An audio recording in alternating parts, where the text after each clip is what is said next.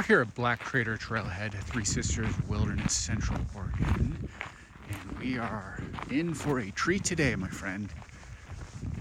We are in for a bit of a slog. We pan back here and just show you the parking lot. I am the only one here. Today is July 3rd, 2025. And we are climbing to the summit, to the top of Black Crater. Again, this is a Three Sisters Wilderness hike. This does require a self-issue permit. I just filled out at the trailhead. This is not part of the Recreation.gov Cascade permit system. So if you look at AllTrails, it says 7 to 7.2 miles, about 2,300 foot elevation gain, as we officially are crossing the threshold into Three Sisters Wilderness. I will also note that the sign there says 4 miles to summit one way, which imply 8 miles. So I don't know if it's 7, 7.2, or 8. Either way, it's about a moderate length. The length isn't the hard part on this one. It's the 2,300 foot elevation gain in about 3.5 to 4 miles. One thing I will point out is we are going to be getting money shots of beautiful Mount Washington across the way.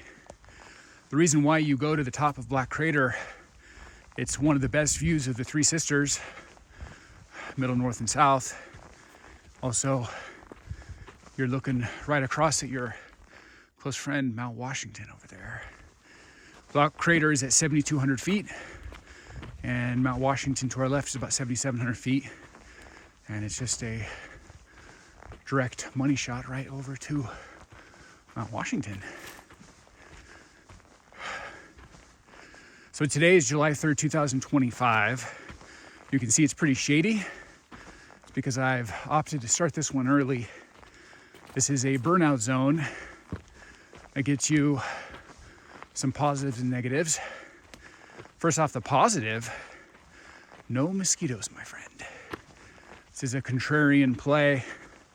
It's kind of funny if you live in Cascades, you kind of get a hurry up and wait situation every summer, eager to get your hiking on.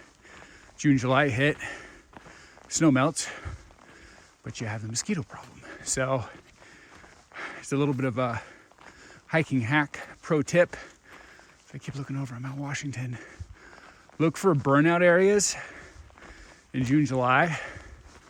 Mount Washington zone, Mount Washington Wilderness, Three-Finger Jack, because there's no mosquitoes, or less mosquitoes, but quite often no mosquitoes. So potentially doing this one July 3rd. Frankly, a lot of the other hikes in the area are basically mosquito ground zero. This one I'm anticipating will have no mosquitoes. So here's our trail so far. Here's beautiful Mount Washington. So my hiking calendar strategy, I generally backload my Alpine wilderness adventuring for the back half of summer, maybe August 1st to October 15th, give or take that, what I call the 10-week Alpine window. You don't have to worry about mosquitoes, less people, don't have to worry about accessibility as far as snow, and generally, especially the back half, the weather gets a little cooler, which I frankly like. So this is a contrarian play, doing this July 3rd, simply because it's a burnout, there's no mosquitoes. This was a normal Cascade mountain hike, I wouldn't be doing this July 3rd because it would be infested with hordes of micro vampires. So that's my pro tip for you. Focus on burnout zones, June, July, in Oregon, Washington, Pacific Northwest. Really the only areas that don't have mosquito infestation issues. So this is definitely an uphill slog. Feels good. Good for the body, good for the mind, good for the soul.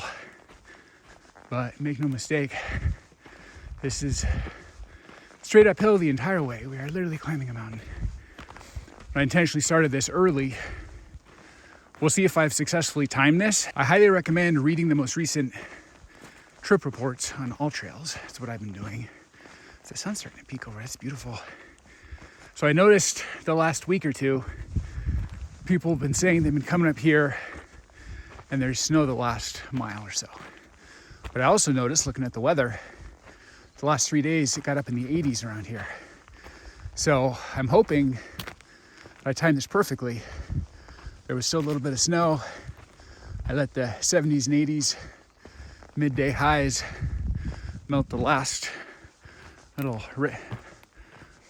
remnant, and literally this might have become fully clear. If it is, we'll see in literally the last 24 to 48 hours. So if there's a little bit of snow, that's not the end of the world, but trying to ride the wave, today being July 3rd, 2025, right in that window. Oh, it is beautiful. Something about the sun kind of casting a radiant glow across beautiful Three Sisters wilderness. I will also say, when you're picking your day, you got to think about the type of hike you're doing. This is one of these hikes where a big part of the benefit of the hike is views of the Three Sisters Mountains and Mount Washington. So make sure you pick a clear day. Don't pick a day that's overcast and then hike all the way to the top of this and have no mountain views. That's kind of pointless. Still good exercise, but not maximizing. So I was looking at the calendar. Today is like the perfect set of conditions. I think the snow just melted the last 3 days. As I said, it might be the first day it's fully accessible without any sort of walking on snow. We'll see. I might be still a day or two early, but it's pretty much almost there. And as far as the sky is completely clear, which is nice for my long distance mountain views. But the other great part, last couple of days it was 70s, 80s. Today is actually the coolest day. It's a low of 44, which is close to what it is right now. Feels good. Actually, I have a jacket on, but it's a high of 66. So low of 44, high of 66, kind of perfect hiking conditions.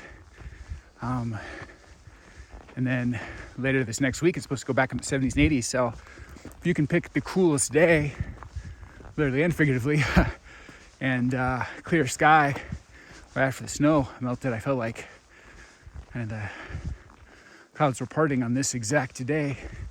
So that's why I decided to do it this day. And the first in the parking lot, first on the hike, it's a Thursday, midweek, July 3rd, day before 4th of July. So I'm hoping that I've set the table with perfect alignment of conditions. Even if there's a little bit of snow on the trail, that's not a big deal to me. I've got Mammut boots on that are waterproof.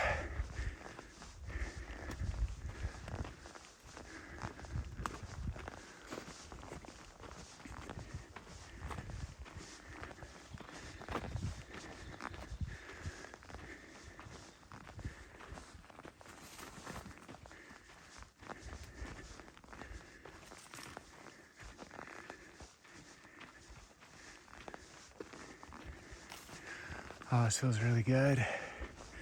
I've been focusing mostly on campground reviews lately. I kind of do a mix of, oh, this feels really good. Direct sun right now is actually feeling pretty good.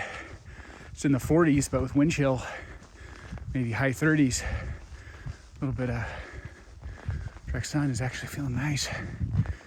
Feels good to be hiking.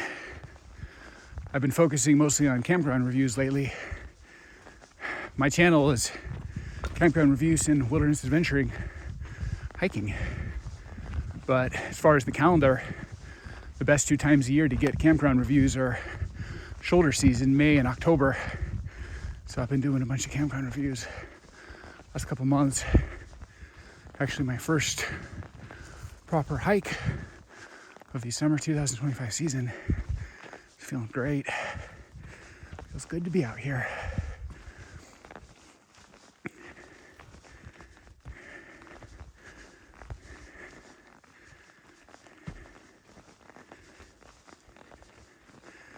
Oh, I love just the sun on these little trees. Got a good mix of hemlock and pines and already seen a couple spruces. Really beautiful. Look at that. Purple flowers. Sun just lighting up this Three Sisters Wilderness area. This is really beautiful.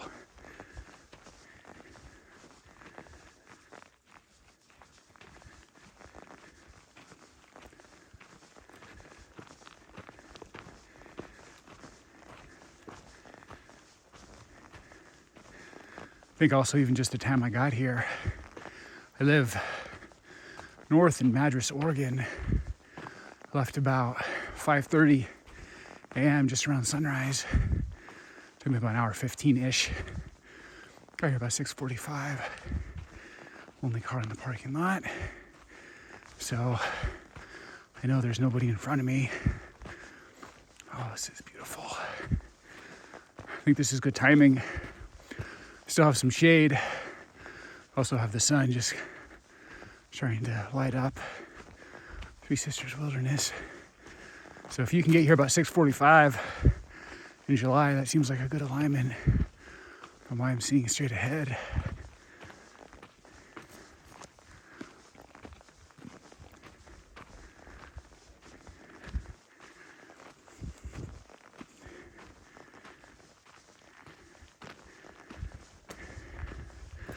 Not gonna lie, this is pretty steep.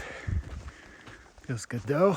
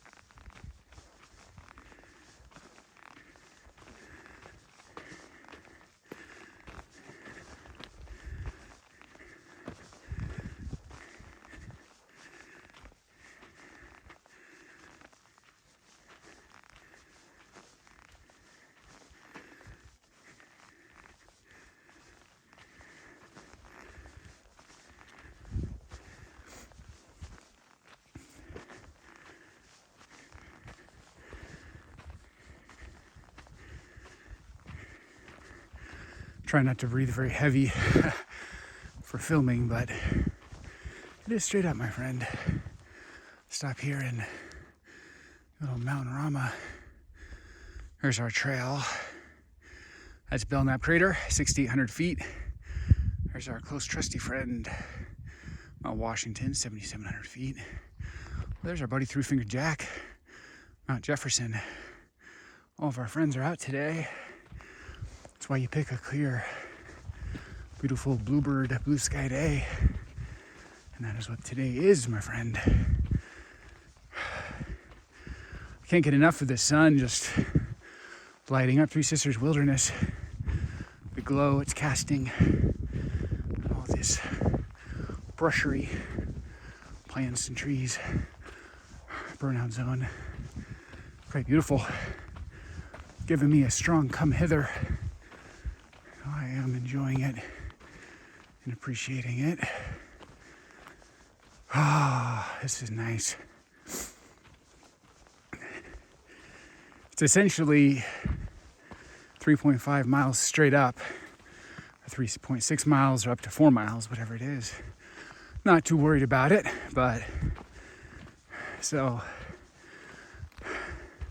fighting my own natural tendency to go fast. Trying to savor it because I'll be up to the top before I know it in a couple hours. So sometimes I'm like a happy golden retriever. I'm so excited to get to the top. I just bust through these zones and it's not really where the value is. Not gonna get a ribbon pinned on me if I get up there real quick. So got nice and slow and stop and smell the roses, metaphorically and literally. Oh, this is gorgeous. This is very burnout-y, very exposed. Definitely want to be cognizant of your sun exposure. Again, that's why I'm coming just after sunrise, basically. Low of 44, high of 66. This is optimum hiking conditions today. And I should be off the mountain long before it even probably gets in the 60s. So I'm not going to be there till 3 or 4 in the afternoon. So I would expect to be back to the trailhead when it's still in the 50s. So 40s and 50s in July. My friend, is a win already. Taking advantage of a unusually cool day here in Central Oregon.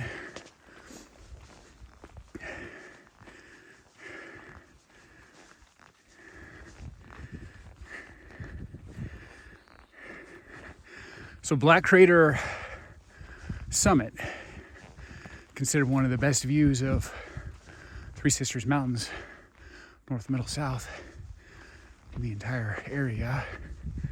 Also a money shot of Mount Washington and Burnout Crater across the way.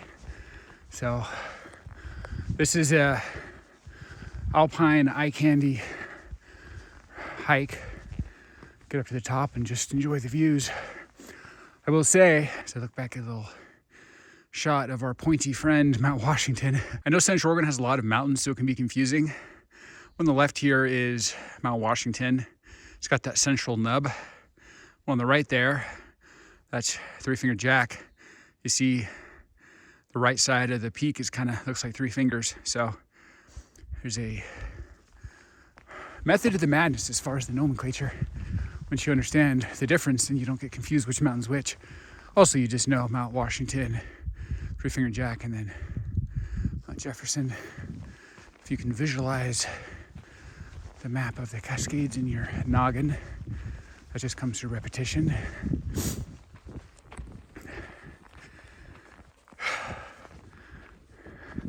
So I personally think this is a brilliant contrarian July play, fully leveraging the burnout area to not have the mosquito issue in July. I'm born and raised in the Pacific Northwest, and probably one of the most frustrating parts about the early summer experience, it's a hurry up and wait dilemma. You're busting excited to get your hike on in June and July. It's like the worst time to go hiking because of our hordes of micro vampire mosquito infestation issue. So I, for one, don't do mosquito hikes. I don't want to wear a net and do picadeering and run through areas with clouds chasing me. It's just not fun. I like to go slow and savor it. So unfortunately, most of the hikes, particularly in Central Oregon, but Mount Hood, Central Oregon, this whole area, are frankly undoable in June, July. You got access issues just as far as the snow melting, top of the trail and the roads to get there, but even more, the hindrance are the mosquito issues. So focus on the burnouts like this one, Black Crater. Probably around the first week of July is like the perfect time to do it. When I'm doing it July 3rd, look for a clear sky day, lower elevation day, lower max temperature day. Come here. It's a brilliant early season contrarian play. And I also focus on Three Finger Jack area. Some nice burnout zones over there. You can get your hike on and have minimal mosquitoes, maybe even no mosquitoes. So with this one, I don't anticipate a single mosquito the entire hike. We'll see. I'm not making promises, do so at your own risk, but if there are any mosquitoes, they're probably up at the summit. Mosquitoes are not fools. They typically congregate where humans linger and loiter. So most people probably stand around the summit looking at the views of Three Sisters and Mount Washington and Burnout Crater. So if there's one area there's mosquitoes, it's probably the summit, but we'll see. Either way, it's not a deterrence to me. I think being able to do this world-class hike in July is already in the W column. So everything else is just gravy. famous last words, but this isn't really that much of a bear area, especially since I know people have been doing this hike last couple of weeks. So even though I'm the first on the trail today, I am practicing situational awareness, and every time I come around a corner, I'm using my peripheral vision to scan long distance. If I see a bear, I'm definitely going to turn around post haste, but not really a scenario I foresee in this area. I don't think it'll be an issue. Nice hemlocks, purple flowers. There's some spruce. One of the cool things about burnout areas is this ecological diversity, brimming with life, nature finding a way, these little trees and flowers, and it's quite beautiful. I've actually grown to appreciate the beauty of a nice burnout area. It's kind of more interesting and eclectic, and frankly, all of the dead white tree husks kind of have a hauntingly beautiful quality to them. Look over and see our friend Mount Washington back at our trail. There's the sun behind us. So I am a fan of these burnout areas. One of the benefits of all of the trees from burnout is it gives you long, expansive views. As I said, the ecological diversity is interesting. Around every corner, typically, it's a weird, interesting, eclectic mix of trees and flowers, and it's kind of cool. I find it interesting. I know some people don't like burnouts. They only like the old growth forest, but I actually think it's the opposite. Not that I don't like old growth forests, but those can be a little Control-C, Control-V carbon copy. Some old growth forest, you get in there and it's just the same tree 1,000 times. It's really not anything interesting. Only benefit those give is the canopy as far as sun cover, but typically more likely to be mosquito breeding grounds. So I actually think on a net, I like burnout zones better than old growth forest zones. My personal preference. Also gives a little silver lining. I might never want there to be a fire, but fires are part of the life cycle of forests, inevitable. Never, of course, want loss of life or animal life or property, etc., etc. I don't want fires, but silver lining is it does rejuvenate an area. Try to find the positive in everything. Oh. Back here, there's our trail, Black Crater Trail. As we continue along, my friend,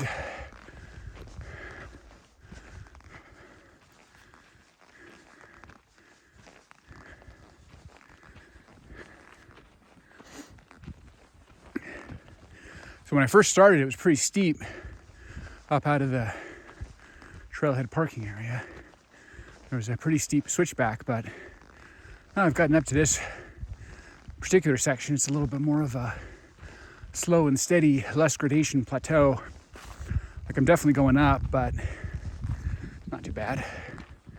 In fact, if you go pretty slow, you barely can tell you're even ascending.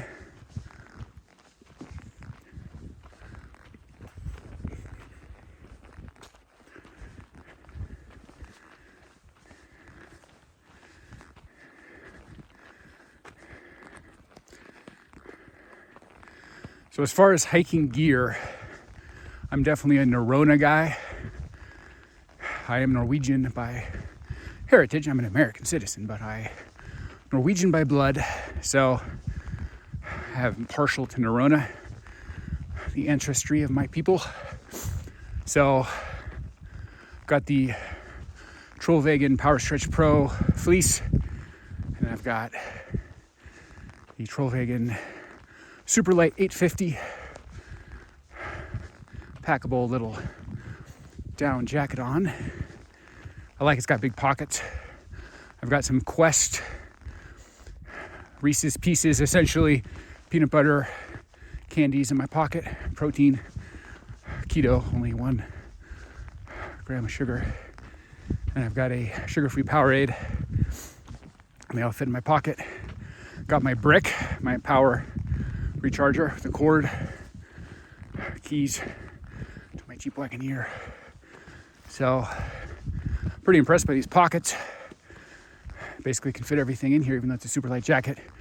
Not an endorsement. I have a small, humble channel. Not getting any money for anything, but I do like gear. And I am a Norrona super fan. Got a fleet of Norrona hiking clothes. It's my brand of choice. Also, I like Mammut. Got Mammut shoes on. I'm a Norrona Mammut guy. Kind of my two core brands. Also, a little 66 North. Good fleece, particularly their Tinder series.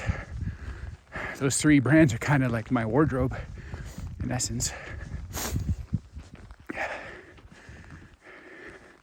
I will say if I need a nice shirt, I'll go Shoes Yellowstone or the Norrona wool shirts.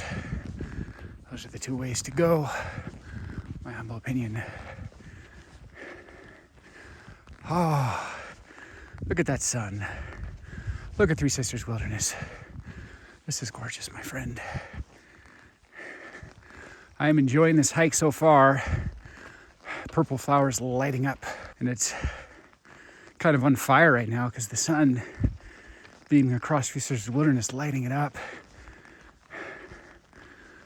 The rays of sunshine, the light really do matter as far as making an area come alive.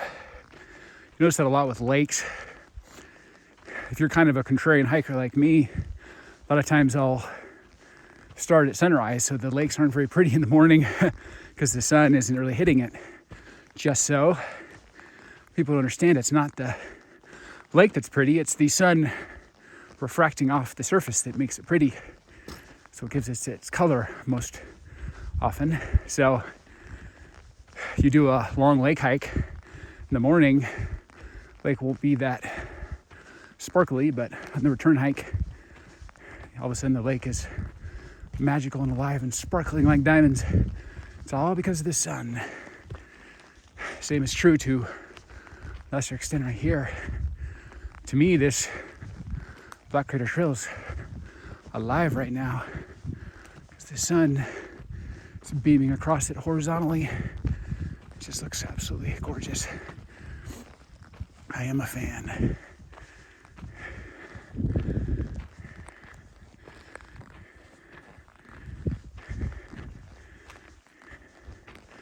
I'm a big believer in the idea that hiking is a journey, not a destination.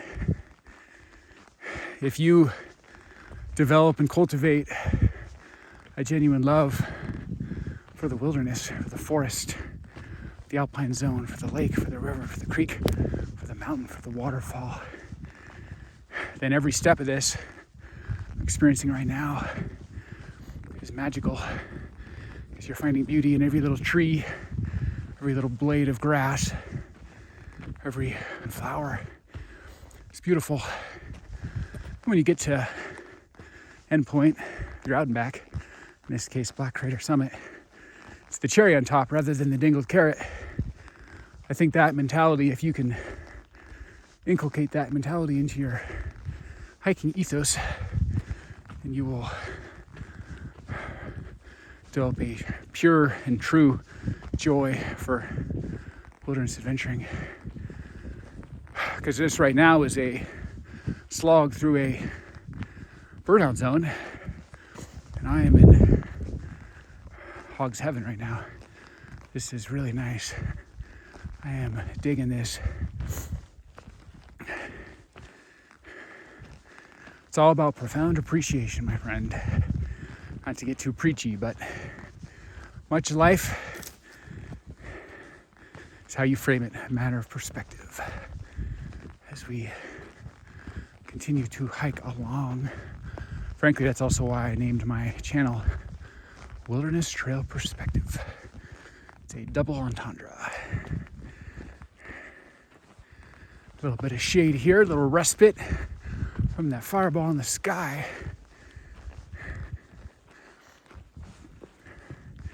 And frankly, this elevation section is nothing. After that initial slog, this is like barely going up. Very sustainable. And I really haven't started sweating yet, which is a good sign. Low 44, high of 66, probably in the 40s, mid 40s right now, a little bit of wind. But there is direct sun, which has a tendency to sap your energy.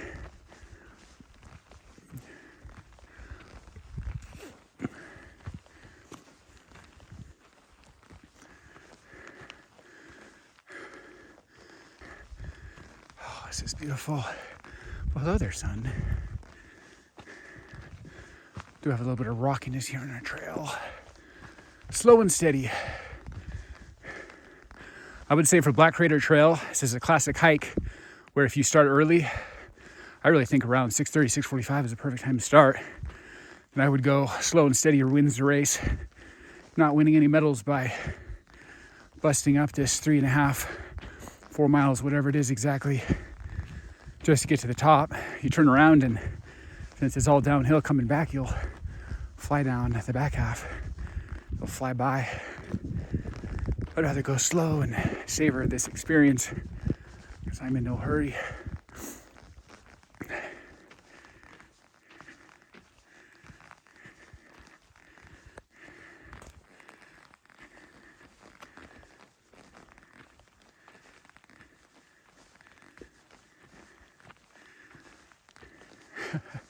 This is so pretty. I'm digging this. The purple in this is just rich. I am not getting sick of it.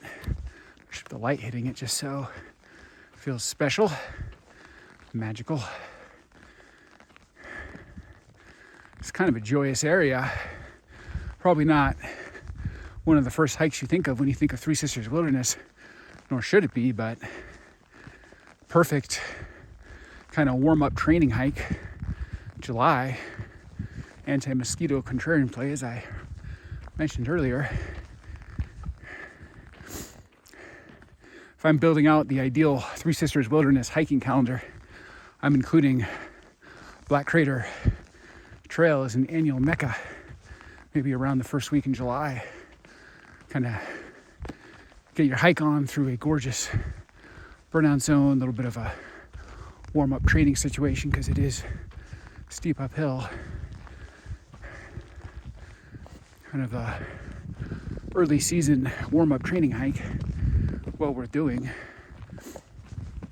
And you don't even need Cascade Wilderness permit. Self-issue from the Trailhead. Do that because they do randomly check sometimes and helps them with their numbers, yada yada yada, as far as accuracy. But I'm glad this isn't on the Cascade permit system because I don't think there's a lot of people wanting to do this because it is just an uphill slog. So this one doesn't have the beauty that frankly some of the other ones have. This is not a broken top, no name lake, Green Lakes, Tam MacArthur Rim, broken hand situation. Not on that level. By the way, I have videos of all those hikes available on my channel here at Wilderness Trail Perspective, but I digress. This isn't on that level, keeping it real, but I think it's worth doing, particularly in July as a contrarian play. Fully exploit the benefits of the burnout. Oh, this is so beautiful. You get to the summit of Black Crater, you got money shots of Three Sisters Mountains. You got Mount Washington and Belknap Crater across the way, 7,700 feet and 6,800 feet respectively. Just to the south we have Milliken Crater, 6,600 feet, and to the west of that, Hayward Crater, 6,400 feet. So this is a shield volcano, a broad conical shape. Oh, this is gorgeous. Look at the sun beaming across us.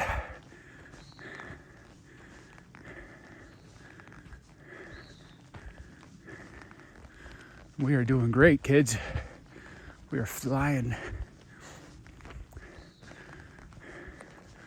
I will say this feels pretty well graded to me. This is my second time doing this, but don't remember the first time. That was years ago. When you first start, it's pretty steep right away from the trailhead, the parking lot. And you can be like, oh geez, I'm in for it today. But once you get kind of up above that first ridge line, turn back up into the mountains, maybe I'd say 2 switchbacks, then all of a sudden it's like, this isn't bad. Pretty well graded, definitely up, but it's not a steep gradation the entire way. It's not a pack mule hike. So like this particular section I'm in right now is barely uphill. It's uphill, but it's like a gentle slope. If you just go slow, maintain a steady pace, and it really doesn't feel that bad. But I can't stop enjoying that beautiful sun lighting up our trail. This is legit, my friend. This is legit.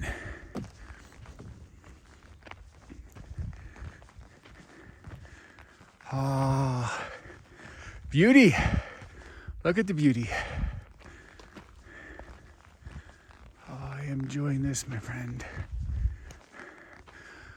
I always really appreciate these white husks, the burnout zone. I think it's gorgeous. I like that you can see through them visibility wise. Stop here. There is our close trusty friend, Mount Washington. Over there is Belknap Crater. Belknap Crater is 6,800 feet peak. Mount Washington, 7,700 feet. Over there, you see Three Finger Jack and Mount Jefferson. Mount Jefferson is the second tallest mountain in the state of Oregon, behind Mount Hood, 11,249 feet. As we continue along, my friend,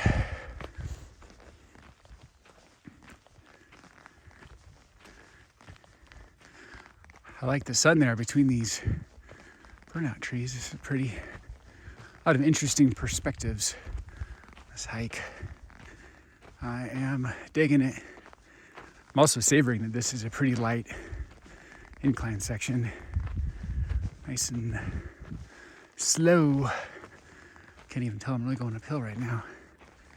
Feels good.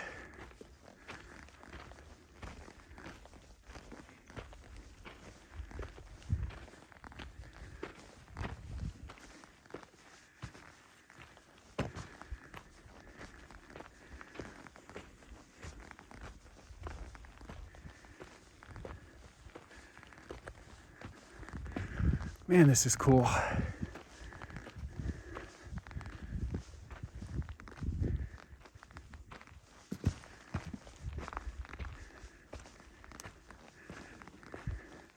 think it's funny when you see a little post like this straight up on the trail.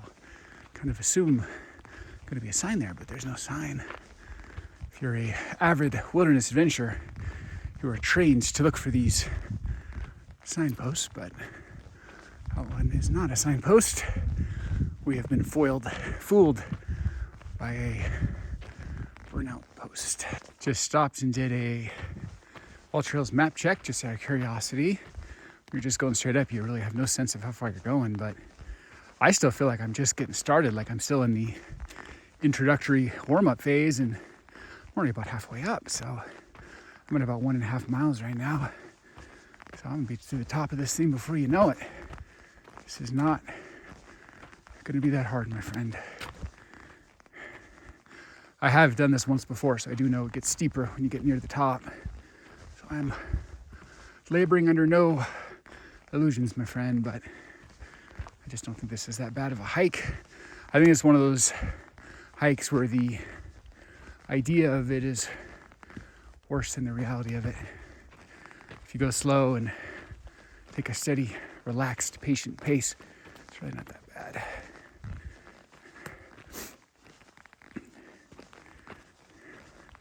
It's a good trainer hike, or if you're not ready for this, then I'd work up to this as a benchmark.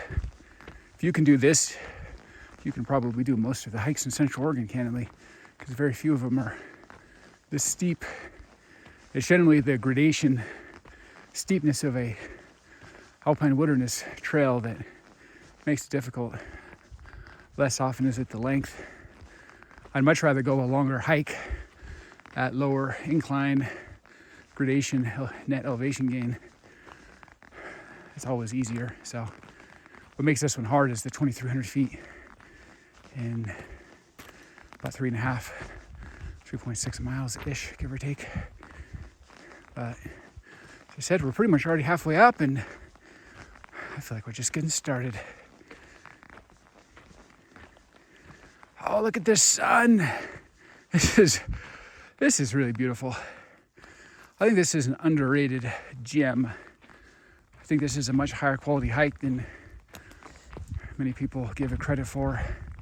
This feels special to me. You know, it's kind of funny.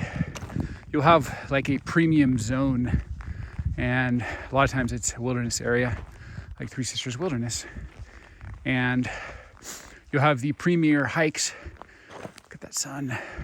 Like in this area, obviously you got the Broken Top area, Nonium Lake and Green Lakes and Golden Lake up there, and over to Moraine Lake and South Sister Climb. It's kind of one of the, maybe the ground zero area of the premium Three Sisters Wilderness. Then you have Tam MacArthur Rim on the other side over near Three Creek Lake, kind of the red clay alpine ridgeline, Broken Hand, that whole area. That area, understandably, with Bend Glacier, is your premium zone in this area. But there it kind of gets most of the fanfare. Then you get these secondary hikes, like Black Crater, kind of fall to the middle of the pack of this area, get lost in the shuffle. I can tell you in some other states, some other wilderness areas, Black Crater could be the premier hike. Some other regions easily, because the views at the top are world class. But just because there's an embarrassment of riches, premium hiking trails here in Three Sisters Wilderness, this one falls to the middle of the pack and then gets lost in the shuffle. People just don't even know about it or do it. It's not on the brochure, but so I guess that's a hiking mentality strategy tip, is once you find a premium area like Three Sisters Wilderness, go down the list a bit, because even a middle tier hike in a premium area going to be a better hike than the best hike in a less premium area. So long way of saying I would recommend doing Black Crater again as a maybe first week of July burnout, contrarian, anti-mosquito strategy. Come do a warm-up hike here with no mosquitoes, right when the mosquitoes are ravaging all the lower elevation forest lake hikes. Because I can tell you, I'm halfway up, I have not seen a single mosquito. I don't know if we've even seen a single bug. It's kind of one of the benefits of burnout zone is there's a fire and all the mosquitoes die, and then they never really come back in a burnout zone. So Mount Jefferson, Mount Washington wilderness areas have some burnout zones that have similar situations, no mosquitoes. But I would concentrate on burnout zones in June, July, and then I would do the more premium gold standard hikes, August, September, October. Finish out your calendar. And after a long slog, we are turning back. The switchback is taking us this way. And I do know later it will get a little steeper, but that felt like a respite because it was so well gradiated. I am enjoying going up.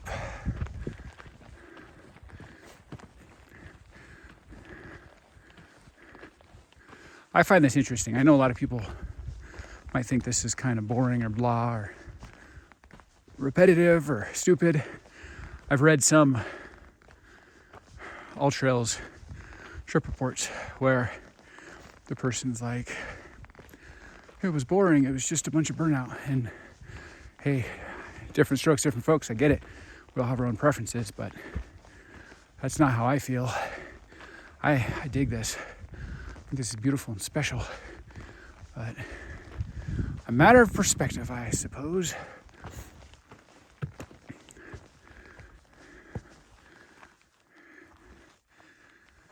Oh, this is gorgeous.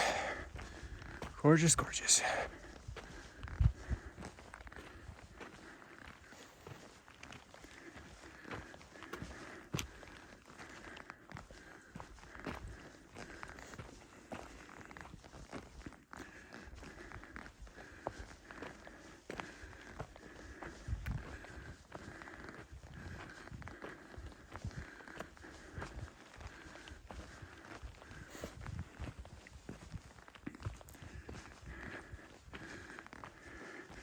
See the first patch of snow up here, not on the trail, but on the bank. That is to be expected. The real question, these are the type of games I play that humor me, is, so look over at Mount Washington, have I timed this hike perfectly? As of, I'll say, 4 or 5 days ago, people were still saying there was some snow last mile of the trail, but last 3 days it was in the 80s, particularly in this area.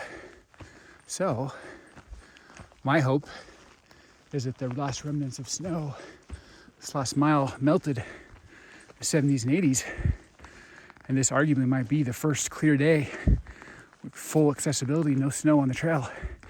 I might have timed it perfectly, or I might not have. We'll see. Kind of a coin flip at this point, but these are the kind of little things that make it fun, in my humble opinion. I would say, regardless of if I timed this perfectly or it was a day or two off, I think the grand takeaway is that this is a great hike in the first week of July-ish, 4th of July week. No mosquitoes, contrarian burnout play, and pick a clear day and the lowest max temp for the week. That's your ideal alignment. Because today is a low 44, high 66. Kind of the coolest day. Last week it was in the 80s. Next week it's in the 80s. So kind of a, when like the sun is shining like angelically, like on one thing to draw your attention. That's what today was. When I looked at the temp, I was like, wait a minute, 80s last week, 80s next week, low 44, high 66 today, beautiful clear sky, and I think the snow might have just melted as of like yesterday, the day before. It's like, that is a perfect alignment. So left my house at 5:30, got here at 6:45. Only one on the trailhead, only one here. Basically a private secluded hike through Three Sisters Wilderness, burnout zone, crystal clear, blue sky, bluebird day. Also, a little bit of fog here and there, but really don't have any fires in the area. So fire season, we've had particularly bad fires here in Central Oregon the last few years. Typically they're a raging by later in the summer. Hopefully this year will be better, but knock on wood, all sorts of wood around here. But point is, here early July, we're not really having the smoke coefficient. Unfortunately, when you live in Central Oregon nowadays, particularly this last 5 years or so, you actually have to factor in the smoke into your hike planning. Never used to have to do that, but nowadays, if you try to do like a money shot, panoramic, mountainific hike like Black Crater is, you actually have to factor in the calendar and be like, well, there's a bunch of wildfires and it's just a thick smoke. A, my view is obscured, but B, do I even want to be breathing that in? Check the air quality. If it's, orange or red or purple, then it's actually an unhealthy hike. don't take medical advice from me. Do what your doctor says, do what you think. But my general rule is I check the AQI, or quality index. If it's green or yellow, then I'll do the hike. Also do it in yellow, but I'm very healthy and able-bodied, and yellow doesn't seem to bother me. But if you're sensitive to allergens, smoke, then yellow could bother you. So don't take medical advice from me. Do what's best for you. But my personal approach is I'll do green or yellow. It's not a deal breaker, and I'll do the hike. Definitely got to a steeper section here as I was rambling about AQI. Definitely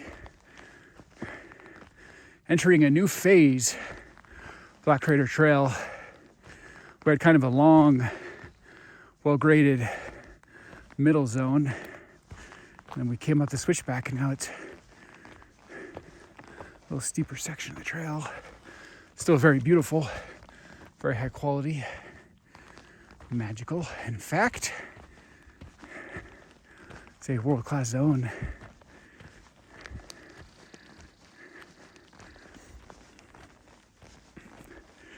Oh, this is so beautiful. I'm loving every step of this hike.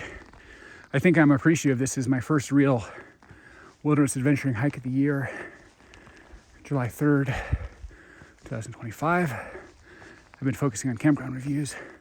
Just still a lot of walking, but campground review is not the same as the wilderness adventuring hike. As you can see, I think I'm just appreciative to be out here in Three Sisters Wilderness. And I haven't been to Black Crater in a long time. It's even more beautiful than I remember. Oh, this is pretty darn amazing, my friend. Well, hello there. Here's our Black Crater Trail. We just ascended up, partway up towards the summit. But there's a clearing in the trail. Gives a particularly high quality money shot. Mount Washington across the way, 7,700 feet. Over there is our friend, Mount Jefferson. The mountains of Central Oregon, this alpine, mountainrific, mountainrama, are coming out to play for us today, my friend. This is why you come on a bluebird, blue sky day.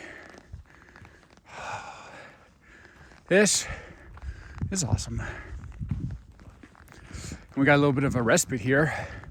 We had a little bit of a steep section there, and all of a sudden, get over that hump and actually have a minor flat / decline zone. So no snow so far as the trail. I gotta say, this is actually not that hard of a hike.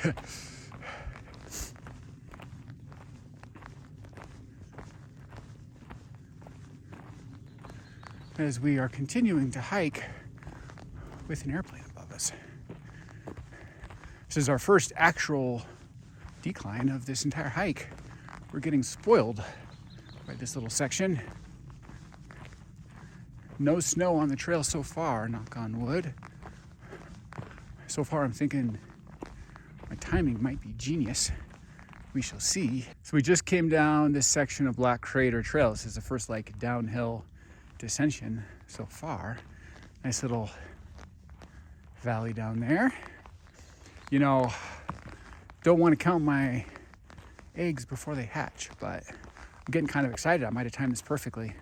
It's kind of funny. I was reading AllTrails trip reports, and I was reading, you know, people from around June 20th and last week or two of June, people talking about like these harrowing journeys across snow with yak tracks and micro spikes and last miles covered in snow, kind of sketchy. And oh, what a difference a couple of weeks makes, right? So timing is everything. I mean, not knocking anybody else. If they had fun, that's the important thing. But I would much rather, as I look down here and back across our trail, I'd much rather just be patient, wait a couple weeks, come do this hike summer style. No snow, no yak tracks, no micro spikes, no poles, no sketchiness. Just summer, burnout, no mosquito, contrarian play, nirvana. That's how this guy rolls. So I would say first week of July-ish, give or take. It's going to fluctuate every year based on snow levels, but around there, probably the perfect time of year, come do Black Crater, because this is optimal conditions, my friend, optimal. I'm not to the top yet. It's still possible there's snow on the trail, but there's a little bit of snow on the slopes, but I don't care about that. I'm not walking across that. It's just pretty at this point.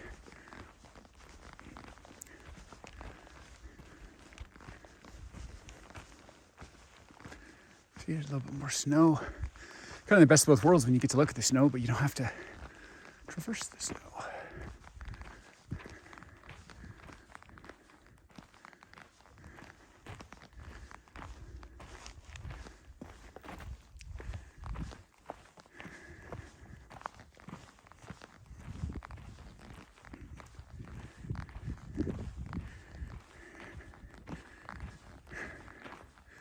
Biggest snowbank we've seen so far. You're on our right. Very pretty.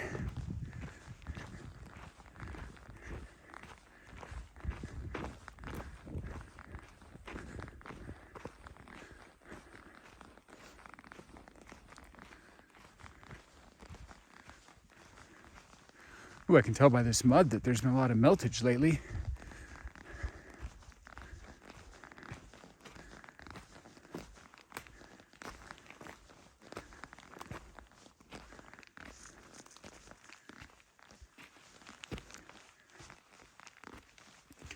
I am paralleling the snow in an attempt to not have to traverse it.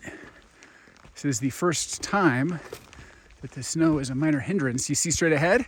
That is the trail. Okay, so kind of interesting. This is the first spot where the snow slightly obstructed our main path.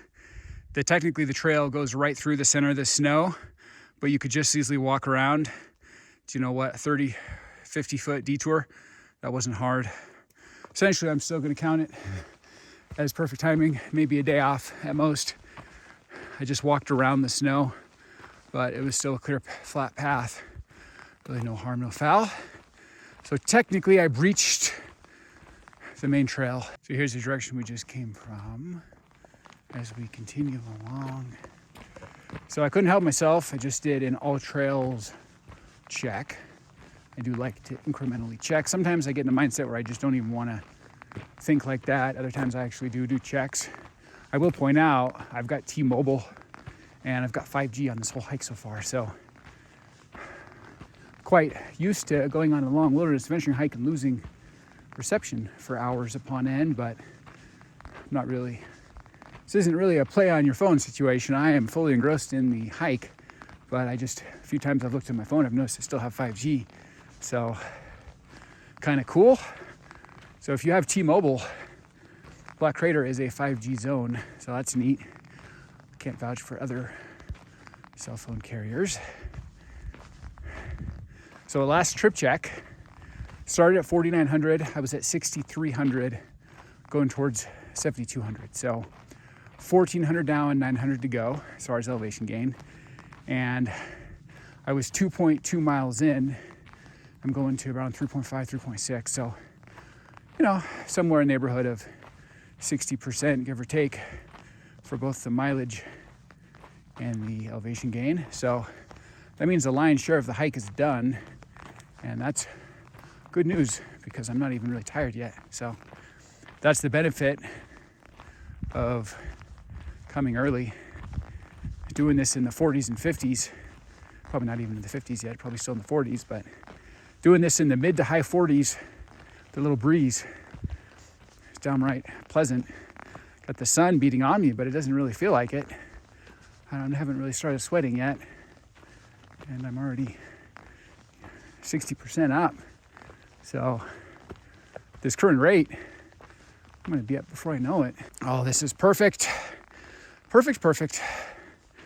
I am happy that the alignment that I sought is all coming together. This is nice. The 44 low, 66 high, blue sky day, anti-mosquito contrarian play through a burnout. It's all coming together. Waking up early, being the only one here. And it's an idyllic Black Crater trail experience. When I get to the top, I have views of Mount Washington and Belknap Crater to the north, really northwest, and Milliken Crater and Hayward Crater immediately to the south, but more importantly, probably the Three Sisters Mountains off in the distance, far south. One of the best panoramic viewpoints of Three Sisters Wilderness. I was reading about the history of Black Crater because I'm that kind of a dork. I feel like if you're going to go experience an area, adds a little color commentary for your own edification if you do a little read up on it before you go. I think I read, if I remember correctly, that this area was settled in 1862 to the south of this area, right around the time the state of Oregon was founded. And I think at one point they had a fire tower up here, which makes perfect sense. I don't know why they decided to get rid of the fire tower and just make it a hiking trail, but I'm not complaining. I'm sure the creation of the fire tower is what caused them to carve this trail to begin with. And hikers like myself, wilderness adventurers, are still yielding the benefit of that. Very beautiful zone. I will say on a crystal clear day, if you're kind of counting the magical viewpoints, there's Mount Jefferson off in the distance. Then Black Crater viewpoint is definitely the top tier, one of the best vantage points of this whole Three Sisters Wilderness. So we are in wilderness nirvana, my friend. I personally think Three Sisters Wilderness, along with Eagle Cap Wilderness, probably my two favorite wilderness areas, the state of Oregon. Also a big fan of Mount Jefferson Wilderness and Mount Washington Wilderness and Diamond Wilderness. Mount Hood Wilderness is awesome for Timberline Loop, but that's really the best part, is the Timberline Loop section. Obviously Timberline Loop, along with, I'd say, Broken Top Loop and Three Finger Jack Loop, are definitely the three best backpacking alpine loops in the state of Oregon, without a doubt. Oh, this is gorgeous. It's funny because I'm sure this looks hot because it's just got the summer profile, July 3rd, day before 4th of July, but with the wind chill and the cold air, it's actually pretty cold. It's in the 40s right now. I checked the phone app because I do have 5G, and it's in the high 40s, low 40s with wind chill. So to me, this is idyllic hiking weather. I would always rather hike when it's super cold because it's easier to warm yourself up as far as controlling your temperature than it is to cool yourself down. Worst case scenario is when you get overheated, because other than just seeking shade and pounding fluids, once you get overheated, it's not very easy to cool yourself down. But when you're cold, you can always just get your blood pumping through activity and put on a jacket, etc., etc. So it's easier to control from being too cold than from too hot. And if you're a wilderness adventure hiker, you seek control the variables. So, long way of saying I'd rather be too cold than too hot, but I'm feeling just right about now. A little steep incline zone. Some snow that will no doubtly melt in the next probably 24 to 72 hours. I think all these little pockets of snow will be gone very soon. Ooh, it looks like I might actually have a few feet of snow that I have to traverse right here.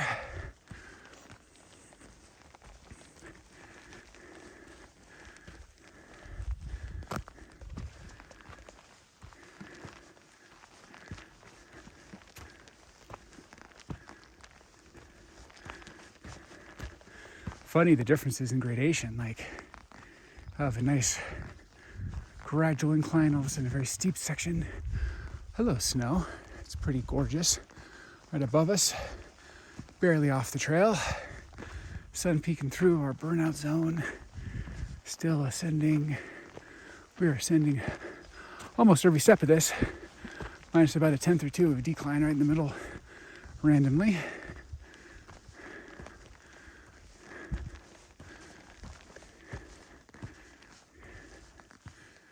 Oh, we are in Alpine heaven, my friend. So the conundrums of a wilderness adventure right on shoulder season. So you have this little snow pocket right here.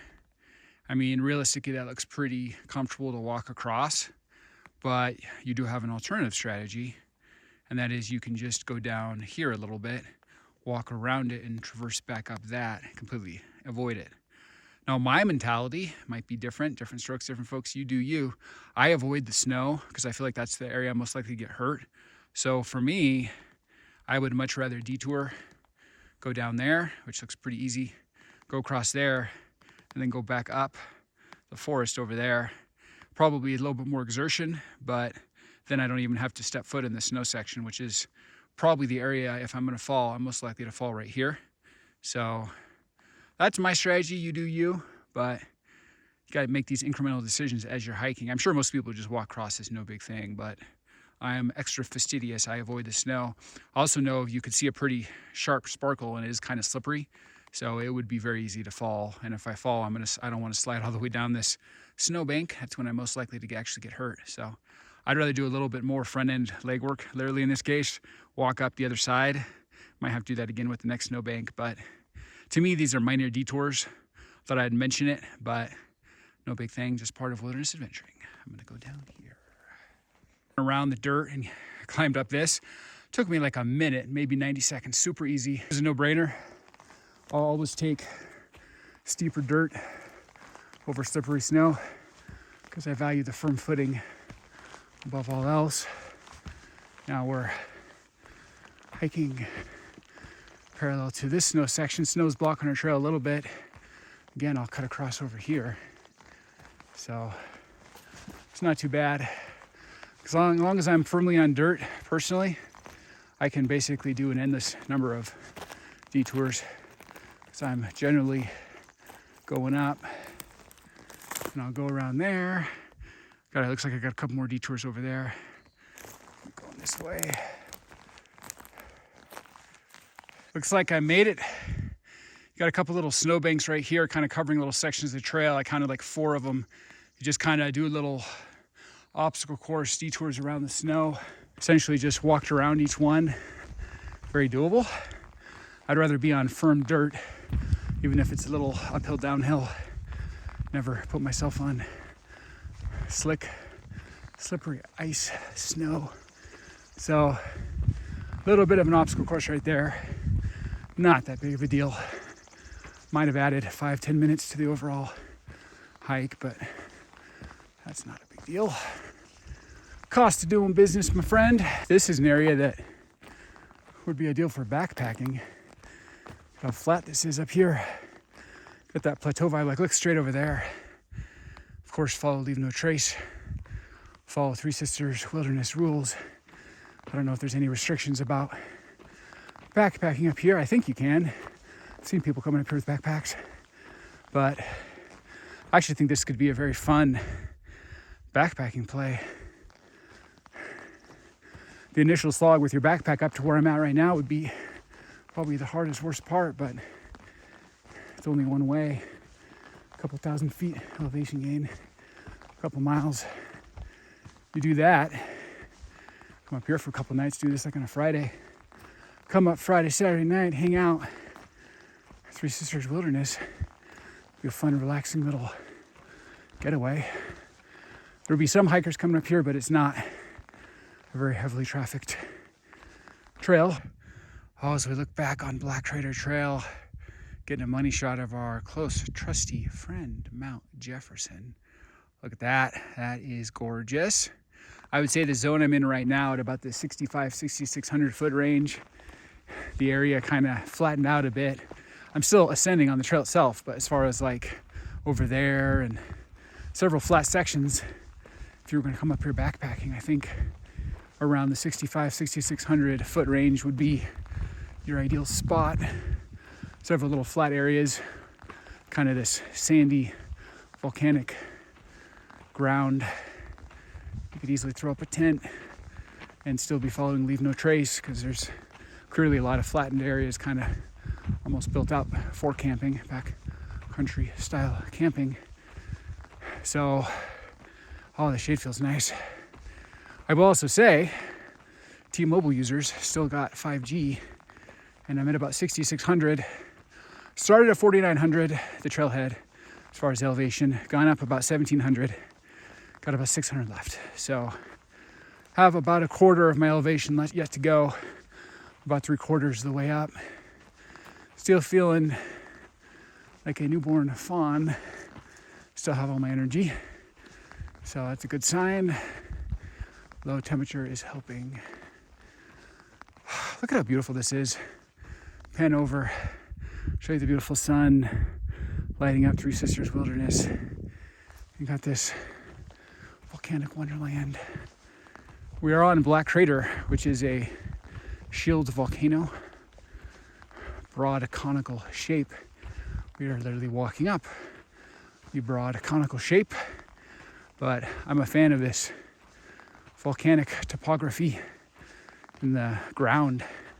It's just like pulverized volcanic rock. The color and the feel of it's very cool. I'm a fan of a good shield volcano. And that's where we're at right now. Not have any concerns about being able to make it. It's still in the 40s temperature wise. It might look like July, summer, but it's got the wind chill feel of fall, which is a W for this guy. I prefer it to be colder. We're right in that week where all the snow melts and the trail becomes completely unobscured, unobstructed. I've had to walk around a couple snowfields. So we walk on this shield volcano, I believe from the Pleistocene era. There's a reason why the Obsidian Trailhead is just a few miles down the road. One of the most pristine volcanic Wonderland alpine hikes, state of Oregon, frankly, in the country. Top 5, maybe, definitely top 10, maybe top 5 volcanic wilderness hike. The entire country is Obsidian Trail. It is a permit required, recreation.gov. The trailhead is just a couple miles down the road. So we are in a volcanic wonderland zone that is not in doubt, that is not in question, my friend. We are ascending. I have a little bit more snow up here. Every time I see a snowbank, ooh, let me shut up and look at the beauty that is Mount Jefferson. Look at that. That is gorgeous. As you weave up this shield volcano, you're treated with epic mountain views the entire time. Whether it's Mount Washington and Burnout Crater, which are 7,700 feet and 6,800 feet respectively, or Mount Jefferson, which is the friend we're looking at over there to our right now. I think the most picturesque views of mountains in Oregon are Mount Hood, Mount Jefferson, which is straight ahead, Broken Top, and the Three Sisters Mountains. So kind of the heart of the state of Oregon. Look at that. That, my friend, is gorgeous. Framed by Three Sisters Wilderness. It's Alpine Wonderland Zone. We were down there. We ascended that way. And now we are going up a final set of switchbacks. Now I am going to go around these little snow banks. Trails here on the left covered by snow, but I will take the path of least resistance, avoid the snow whenever possible. I might be forced to traverse a little snow as we get higher up here, but for now I'm just going to keep my methodology, avoiding the snow. Probably walk here to the right and then up there as we continue along. So we are in the final set of switchbacks. I'd say in the 6,800 foot range, going ultimately up to about 7,200. So we've done about 1,900 of our 2,300. The last 400 kind of in mop up. I will also say, as I stop here and pan around, even if you have snow patches like first week of July, see to the right of that snow patch, you can just walk around. So yeah, maybe you have to go slightly off trail, but cool thing about ascending a shield volcano is even if the main trail is slightly obscured, you could just walk around it. Pretty simple. So this is definitely accessible. I'd say the first week of July. I wouldn't do this in June personally, because I think there's a point where there's so much snow where you are starting to get a little sketch, worrying about yak tracks and micro spikes, and what's the point? Just wait another week or two and treat it like a summer hike. So the first section, I'd say from about 4,900 to 6,600 is your burnout zone. You get up to 6,600, you get into like a camping area, and now it's just classic Three Sisters wilderness feel, mangled alpine trees. You got Three Finger Jack there on the left. You got Mount Jefferson on the center there. Oh, this is gorgeous. Here's our trail. Here's Three Sisters Wilderness. Look at all these trees right here. And lo and behold, I've successfully walked around the snow every time so far. This might be the first time where I'm just gonna bite the bullet and walk through the snow. Doesn't look too bad. It's kind of already footprints from previous hikers. Makes it a little easier. Definitely is a little slippery. You gotta practice situational awareness, but that said, this doesn't really look sketch. There was a few of these sections that if I slipped and fell, I was worried I was falling down a steeper section. This isn't one of those. Like, even if I slid into these trees right here, I think I'd probably laugh, not be hurt, but we shall see.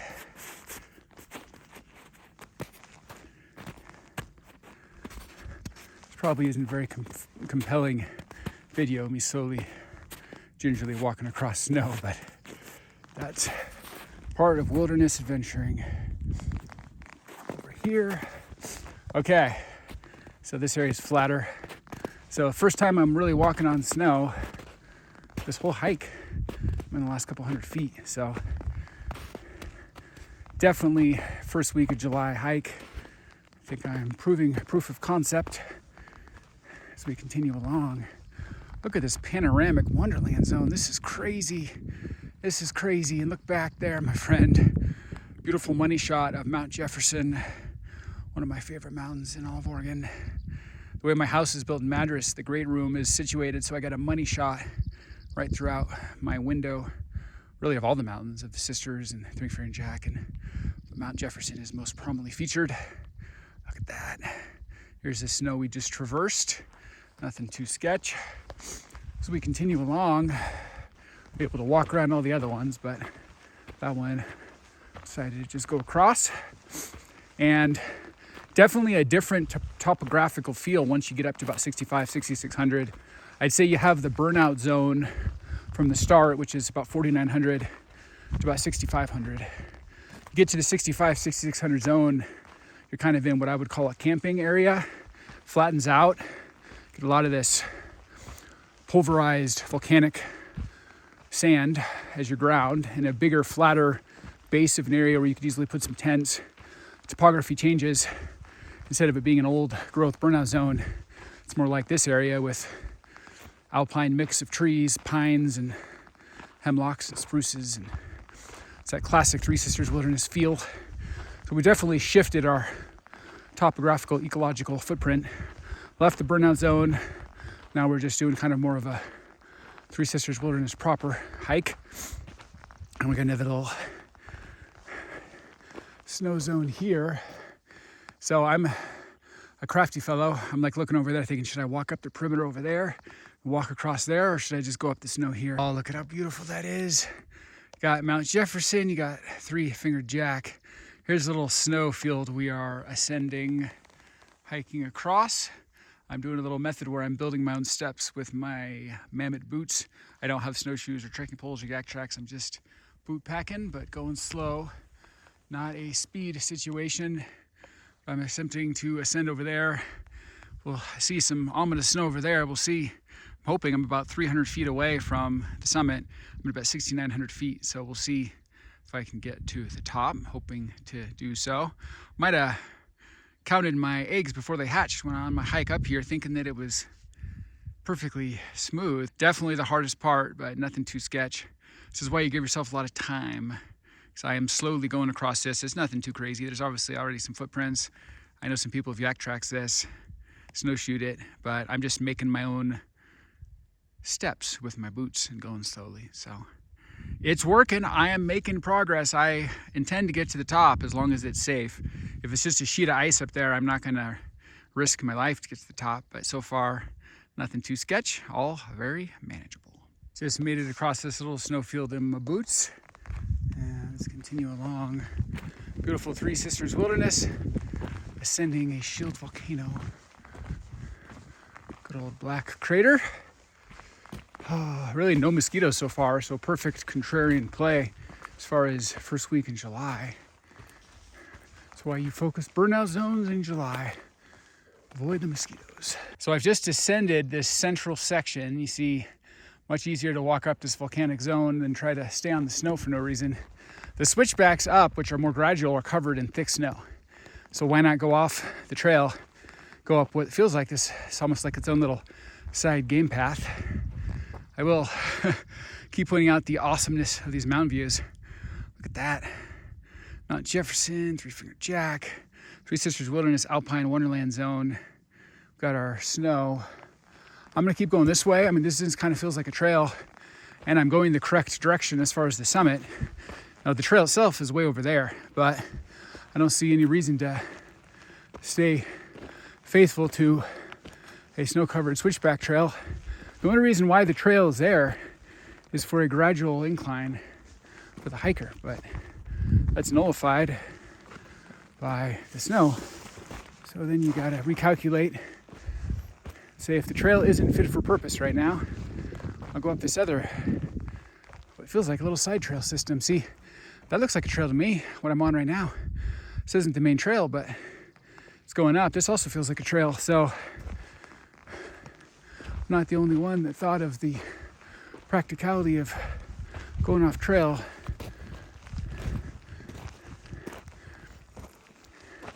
See, this feels like a trail.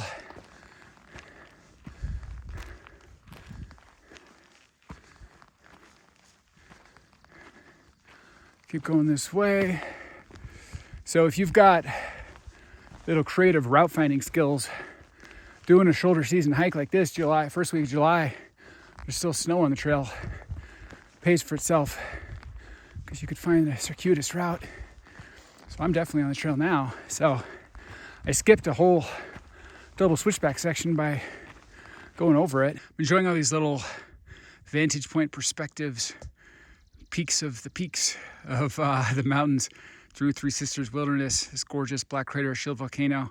So right now I'm in a circuitous route finding mode. There's pockets of thick snow, so you can see the trail here and the trail here. So I'm just kind of cutting sections and looking at the map. I have AllTrails Black Crater Trail up, and I will say I'm T-Mobile, I got 5G. So I have full GPS. It's really helping as I'm ascending. I'm not really paying attention to the trail. I'm paying more attention to GPS, and I'm just taking the path least resistance as far as the snow. So we're a little under 7,100. We're trying to get to like 7,200. So literally like right up there, right here, it looks daunting because it's just a sheet of snow, but right up there is the summit. So I'm like 100 feet from the summit. I'm at about 7,100 feet, trying to get 7,200 feet. So I'm gonna keep my route finding. Ooh, look at that. Little vantage point of our friend, Three-Fingered Jack. Look at that. Gorgeous. Anyway, I'm gonna keep going this way, see if there's a circuitous route up to the summit, get around all this snow, and I would love to actually get to the summit and have bagged this crater, this essentially mountain peak climb. Look at, I can't get enough of Mount Jefferson. Look at that. These mountain views are on point. This is a gorgeous zone. But I gotta say, you come in here with the right attitude, like I'm having fun. To some hikers, this might be annoying and frustrating when you can't follow the path and you got snow and you gotta like cut corners and skip switchbacks and route find. I'm loving it. I think it's part of the fun, taking a circuitous path. It's also helpful having 5G. As I said, I got T-Mobile. I could say T-Mobile's got service up here. So I have full GPS, and it's pretty simple. Just kind of point which way I want to go, look up and skip the snow and kind of go up sections. So super easy route finding way to get to the top of Black Crater, kind of idiot proof. If you just have GPS and have basic route finding skills, it's pretty simple. So that's what I'm doing. This is a nice little snow-free section, and I'm getting real close. Right up there, I'm like 100 feet, 100, 150 feet away from the top. So I'm gonna try to go across this area, go to the right, see if I can cut up there, see if I can get to the top. Nothing feels too sketch so far. I mean, this doesn't look bad right here. If this was like the edge of a cliff, I wouldn't even try it, but this is right in the center of a meaty part. Just climbed up this little section. I basically used those stumps there on the left, get up to that second with the melted snow, and then I hoisted myself up each of these essentially stumps because it's pretty steep. So this has yielded me up here. I will continue along. This is slow going. Some might feel it's not worth it, but I'm literally in the last 100 feet elevation gain of a 2,300 foot hike. So if you've invested 2,200 feet and you have 100 feet left, if you got to go to minor heroics to get to the top, it's well worth it. I'm not gonna risk my life. If it gets that sketchy, I'm definitely gonna tap out. But now look at this. Here's the trail, my friend. I made it. Well, I'm even gonna come back down here because I think there's a money shot. Jefferson. That worked. So look at this. First of all, that mangled tree is epic, on point. They left that on the trail for a reason, to give you a character point of contrast. And look at that. You can see Mount Jefferson through the trees. Oh, I love this. We are on the edge of the Black Crater Summit, my friends. Straight ahead is Mount Washington. There's our friend Three Finger Jack, and of course, Mount Jefferson. Oh, this is absolutely gorgeous. It is a bit snowy here the last couple 100 feet. I am taking a circuitous path, route finding with GPS, but I am officially on the edge of Black Crater Summit. Look at how gorgeous that is. I feel like we can reach out and give Mount Washington a high five, Three Finger Jack and Mount Jefferson. Let me show you this cool little area. You got all these mangled trees. This is Three Sisters Wilderness. This is a high wind mangled zone. This is a rocky volcanic wonderland. See up there, it's kind of the top zone of Black Crater Summit. So we are in the summit. We're like on the side of the summit zone right here. I saw this little outcropping. I was like, this looks like a perfect vantage point. Come and grab a view of Mount Washington, Three Finger Jack, and Mount Jefferson. This, my friend, is absolutely spectacular. This is the cherry on top, why you ascend all the way to the top of Black Crater. I will say the hike itself is quite beautiful through a high quality burnout zone, a lot of flowers, really high quality backcountry camping zone around 6,600 feet. And you come up here to the summit and you are treated with some of the best views in all of Central Oregon here in Three Sisters Wilderness. This, my friend, is gorgeous. Okay, so this is a classic example where persistence pays. The main trail's over there through that snow. Looks sketchy AF to me. Came to the perimeter of the snow up here, ascended this zone. I could see footprints, so I wasn't the first one to do it. And my viewpoint is if you're 2,200 feet into a 2,300 foot climb, I'm not gonna quit in the last 100 feet, especially if I can just go to the right. I'm loving these mangled trees. We're here in the Black Crater Summit Zone, Three Sisters Wilderness, Central Oregon. And this little volcanic rock here is like the demarcation line of officially entering the Black Crater Summit Zone. Let's come out here a safe distance away from the edge. That is not the edge of glory. We got Burnout Crater there on the left and Mount Washington on the right. Oh, look at how beautiful that is. I will say on the left there, Burnout Crater, I do actually have that full hike available. Mackenzie Pass, Pacific Crest Trail to Little Burnout Crater to Burnout Crater.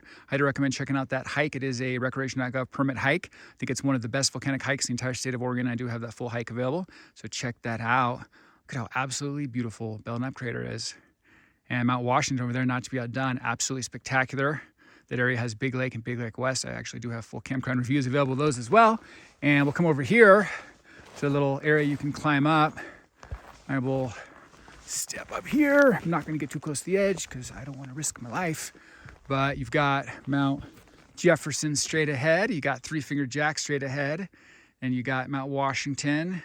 Of course, you got Belknap Crater. So this is a particularly cool perspective to get Belknap Crater, Mount Washington, Three Finger Jack, and Mount Jefferson right there. Oh, this is gorgeous. I think that's Mount Hood right there too. Oh man, so you got 1, 2, 3, 4, 5. 5 mountains. I'm counting Burnout Crater as a mountain. So 5 of the usual suspect Alpine Wonderland mountains here in Central Oregon. Down there you see that darkened rock. That is lava rock, because we are in a lava zone. Three Sisters Wilderness is known for its lava, and that's why we're literally staying right here on a shield volcano from the Pleistocene era 50,000 years ago, and came up this broad conical shaped shield volcano. Now standing at the summit and looking at Hood, Jefferson, Three Finger Jack, Mount Washington, and Burnout Crater. Burnout Crater is 6,800 feet and Mount Washington 7,700 feet. They are definitely the two closest. I feel like I can reach out and give both of them a high five right across from 7,200 feet here at Black Crater. And of course, we've got our 3-pack of Three Finger Jack, Mount Jefferson, and Mount Hood. This area, my friend, is gorgeous. This is an Alpine Wonderland. I will also add that this is a great contrarian play. Hike up here first, second week in July. It's a burnout zone, so there's no mosquitoes. I know the mosquitoes are ravaging most of the Cascades, but if you go to a burnout zone, there's no mosquitoes. So I did not have a single mosquito bite. I did not see a single mosquito this entire hike. Come here first, second week of July. It's a good training warm-up hike. You can go do the usual suspects like South Sister and Green Lakes and Broken Top later in August, September, October when there's no mosquitoes and the snow is fully melted. But come do this as your warm-up hike and enjoy the beauty that is Central Oregon. We made it, my friend. There is the official summit of Black Crater Trail. See this red volcanic rock. You can see the silhouette of South Sisters over there. We'll get there in a minute. Wanted to look over here at Burnout Crater and Mount Washington. Look at how gorgeous this area is. We'll hike over here. Last couple hundred feet, I had to find a circuitous path because of the snow. But now that we're up here, very well worth it. Love these mangled trees. This is proper Three Sisters Wilderness, high snow, high wind area. So got to be hardy to make it up here. You can see, I love how gorgeous this is. It's a really mangled area. This is really beautiful. We're walking on soft volcanic rock. Probably the best view is actually behind us, the Three Sisters Mountains. Maybe the best view of the Three Sisters Mountains in Central Oregon. You can see right there, there's our trail. There's kind of the Black Crater summit. Here's Belknap, and here's Mount Washington, Three Finger Jack, Mount Jefferson. Pretty magical. We'll continue along. Oh, this was well worth it. You know, I got to about 6,900 feet and it was pretty snowy from 6,900 feet up to here. I just did a little route finding with GPS. I got T-Mobile and I had 5G. No problem. Just kind of jumped a bunch of the switchbacks. Was able to get my way up here, taking a circuitous indirect path, but wasn't anything too crazy. In fact, I kind of enjoyed it. Made it a little bit more interesting and fun. Here's kind of our gateway up to this area, these trees. Love me a good tree gateway. And look right here, I'm back on the trail. I am at the summit of Black Crater. Well, hello there, Mount Jefferson. Hello there, Three Finger Jack. Hello there, Mount Washington. Hello there, Burnout Crater. Hello, Black Crater at 7,200 feet. This is the yield of a 2,300 foot hike and probably the piece de resistance. Look at that. That is gorgeous. I am blown away.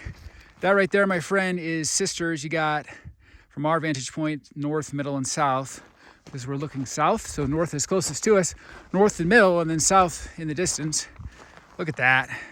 That is magic, my friend, magic. That is north, middle, and south from right to left. Got all these mango trees, Three Sisters Wilderness. This is a really gorgeous, high-quality area. We're on this shield volcano from the Pleistocene era, Black Crater.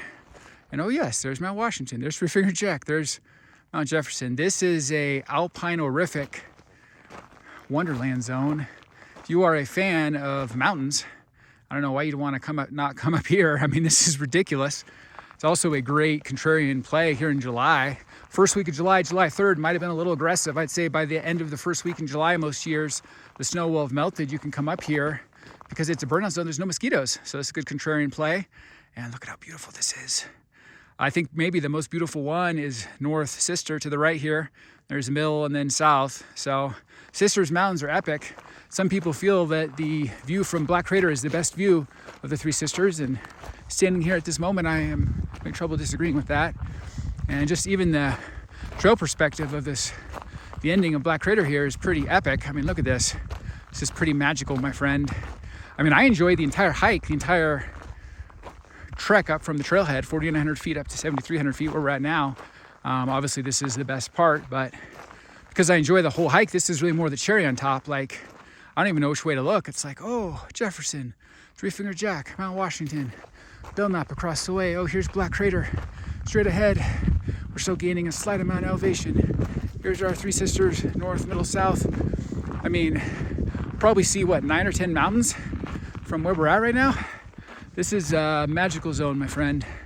I also just like these mangled trees. This Three Sister Wilderness Zone is on point. Well, hello there, Mount Washington. I can't get enough of this. Here's our Volcanic Wonderland Zone. Like, we got up to this top area and it's just pure magic. I don't know why you wouldn't want to come up here. This is a great July contrarian play. Come up here, you know, maybe after 4th of July, the week of 4th of July, the next week. Avoid the mosquitoes. Burnout zones don't have mosquitoes. Avoid the crowds. I'm the only one here. I was the only car in the parking lot. So far, a perfectly private experience. Not another human being here. It's like I booked out Black Crater Trail for myself. Kind of a cool feeling. Be able to hike up this entire hike solo. And now here I am in the upper section. I'm just having a magical experience. Oh, look at this. I never get tired of these mountains. I know I'm going to keep introducing them to you ad nauseum, but what can I say? It's joyous. Jefferson, Three Finger Jack, Mount Washington. And that's really the best right there because of the size. That is north on the right, middle, and then south, a little bit to the left there. Particularly North Sister is pretty magical from Black Crater Summit. This is awesome. This is really awesome, in fact. Got some nice spruce, mangled pines, occasional hemlock, the Alpine Mix, the Alpine 3. And we're really in a magical Wonderland zone. This is quintessential Three Sisters Wilderness. You'd think of Three Sisters Wilderness, Black Crater should probably be, this zone is probably one of the areas you should think of. Funny thing is, with such an embarrassment of riches in this area, whether it's Broken Top, No Name Lake, Bend Glacier, Green Lakes, Golden Lake, South Sister Climb, Moraine Lake, you can go over to Tam MacArthur Rim, Broken Hand, so many gorgeous areas. A hike like this actually kind of goes halfway down the list. It's lost in the shuffle, but I will give you a tip. Even the middle tier hikes of a premium area are nicer than the best hikes of a less premium area. So in some zones, Black Crater would be the #1 hike of some states or some wilderness areas. But just because we have such an embarrassment of riches up here, people miss or forget about or snooze on Black Crater Summit. And that's a mistake. Look at this. This is pure magic, my friend. Look at that. The shot of Burnout Crater and Mount Washington right there. So close we can reach out and give them a high five. 6,800 feet, 7,700 feet. Let's walk back over here. Look at that. That is the shot. North Sister, Middle Sister, South Sister. The Three Sisters. Arguably the best view of the Three Sisters Mountains in the entire state of Oregon and all of Central Oregon. Right here where I'm standing. I really do feel like I can reach out and high five them, touch them. I can give North Sister there a little tickle if I am so inclined. Look at how close these are. This is gorgeous. Also just love these mangled trees. Look at that. This Three Sisters Wilderness Wonderland Zone is legit. Really high wind, high snow area. You can tell the elements are hard, and this is a hardy zone to survive for the trees, where they're all mangled and bent. Oh, look at how cool this is. It's the Volcanic Wonderland Zone right here. Look at that, my friend. That is gorgeous. And we have Mount Washington, Three Finger Jack, and Burnout Crater. I will say I do have the full hike to Burnout Crater, Mackenzie Pass, Pacific Crest Trail. That is a recreation.gov permit required, but I have that full hike available on my channel, Wilderness Trail Perspective. I highly recommend checking it out. One of the best volcanic hikes in the entire state of Oregon. And here we've got North Sister. I know I'm being repetitive, but I just can't help it. I mean, look at this. This is magic. This is definitely, in my opinion, the view of the Three Sisters here in Central Oregon. I mean, you get a really good view if you go up to Broken Top and do the No Name Lake, Bend Glacier area. I also have that hike, and that particularly that golden section available on my channel, Wilderness Trail Perspective. So that's worth checking out. Maybe I'll link that in this because it's a good contrast. But this is definitely one of the best views of Three Sisters in all of Central Oregon, and that is not an understatement because these are kind of the crown jewels, the heart of Central Oregon. So Black Crater Trail, highly recommend it. Great contrarian play here in July, cool weather. I'm the only one here. This, my friend, absolutely epic. Many people feel this is actually the best vantage point of the Three Sisters Mountains in all of Central Oregon. What do you think? Is this the best view? Let me know in the comments below. This, my friend, absolutely spectacular. We turn around here. So when you first come up to Black Crater Summit, you're greeted with a money shot of Burnout Crater and Mount Washington. I wouldn't walk too far straight ahead because that is a steep cliff right there, but you can walk a little ways in. And then you turn your head and you're like, oh my gosh, am I dreaming? Pinch me. Somebody pinch me. I'm the only one up here. What do I do? Nobody can pinch me. I'm looking at the Three Sisters Mountains, north, middle, and south. Pretty darn epic. This is a mountain-rific, panoramic, alpine magic zone. One of the best mountain viewpoints in all of Central Oregon, and a bit of a underrated, undiscovered gem. It's Black Crater Trail. So this is a contrarian mosquito play. You can do this arguably the first week of July, depending on the snow melt. It's going to fluctuate each year a little bit. And I did not see a single mosquito, and I've done the whole hike. I'm on my way back down. So let me stop and get one more look at the Sisters. That is north and middle. This is epic, my friend. So you can come and do this first week of July, have no mosquitoes. It's a bit of a warm-up, get your wilderness adventuring on first week of July hike. 2,300 feet, about 7.2 miles, somewhere in that range. The trail sign when you get there says 4 miles one way, 8 miles, but I think that's a little high. So highly recommend slotting this in first half of July as kind of your warm-up introduction to wilderness adventuring for the year hike. And it's a contrarian mosquito play. You don't have to worry about mosquitoes up here. You get really a premium money shot panorama of like 9 or 10 mountains in every direction. All the usual suspects of our alpine horrific, mountain rama horrific Central Oregon. So this is a Wonderland zone, my friend. Really worth coming up here to do this. I mean, look at how beautiful this is. Even just these areas, like I'm blown away by this trail. I mean, let alone, hello there, Mount Washington. Hello there, Three Finger Jack. Hello, Mount Jefferson. And obviously the mountain views. Oh, hello there, Sisters. Obviously the mountain views are like legit legend, like blow you away views. Really bucket list, once in a lifetime views. Some people never see mountain views this good their entire life. I mean, these are world-class mountain views. So don't get that twisted like some of these mangled trees. But beyond that, the hike itself, the trail is actually really high quality. I would recommend pick a clear day because you're gonna want good, long, panoramic mountain views. Pick the coolest day in a week because it is a lot of burnout, direct exposure. So factor that in mind. Like today, it's a low 44, high of 66. That's perfect. I got here essentially a little after sunrise. Got here about 6:45. Sunrise was at 5:30. Getting here at 6:30, 6:45 is about perfect because as you're ascending, the sun is just coming over the horizon and it lights up the endless alpine meadows of flowers, and it really kind of gives you a light show as you're hiking up. Makes the burnout zone kind of feel more alive. And I'm a fan of burnout zones. I know some people don't like them, but I actually really appreciate it. Ecologically diverse burnout zone, all sorts of different types of trees, and whole area kind of brimming with life, different color flowers, different tree species. So burnout zones to me are premium, but if you come right in the morning, you have the cooler part of the day, you're ascending, you're not, 70, 80 degree weather. And then you also get the laser light show of the sun on the alpine meadow flowers. So it's a perfect alignment. Get up here. I was the first one in the parking lot. I'm the only one here. I've not seen a single soul.